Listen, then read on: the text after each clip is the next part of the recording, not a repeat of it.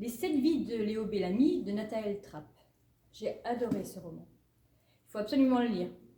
Comme moi, vous allez vous attacher à Léo. C'est un personnage qui a une aventure extraordinaire. Alors l'histoire commence en 2018. Léo est un adolescent assez banal. Certains élèves dans son lycée le traitent même de loser. Mais il s'en moque un petit peu. Il a un super pote, un petit boulot dans un vidéoclub, et il espère conquérir, ou plutôt reconquérir, la fille la plus populaire du lycée.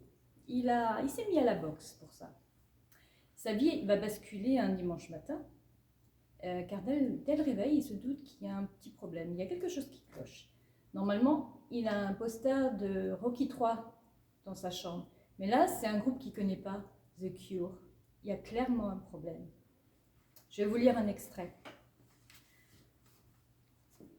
Je me lève doucement et je suis d'abord surpris par la sensation qui se dégage de mon corps.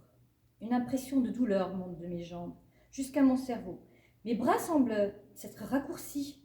Mon dos me fait mal. J'ai souvent des courbatures après mes séances de sport du samedi, mais jamais à ce point. Je saute du lit et je me retrouve face à un placard inconnu sur lequel est accroché un grand miroir. Pas besoin d'ouvrir les stores ou d'allumer la lumière pour réaliser que le reflet qui me fait face n'est pas le mien. À la place, j'aperçois un garçon de mon âge, grassouillé, plutôt petit, vêtu d'un pyjama enfantin. Mais ces mots restent coincés dans la bouche de Léo. C'est complètement étrange. En fait, Léo a fait un voyage dans le temps. Il se retrouve en 1988. Il est toujours dans sa ville natale, Valmy-sur-Lac. Et Jessica Stein, une lycéenne, la lycéenne la plus populaire du lycée, est encore en vie. Mais ça ne va pas durer. Il a 6 jours pour comprendre ce qui se passe, 6 jours pour empêcher ce meurtre.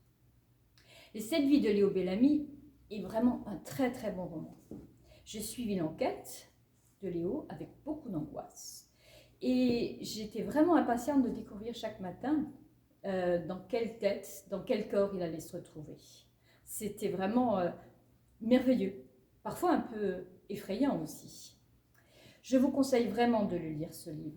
Il m'a fait beaucoup rire, il est très très bien écrit, et puis il m'a fait remonter un peu dans mon époque, quand j'étais beaucoup plus jeune, et puis celle aussi de vos parents, parce que vous allez les retrouver adolescents, avec des Walkman, où il y avait encore des cassettes. Imaginez-vous ça.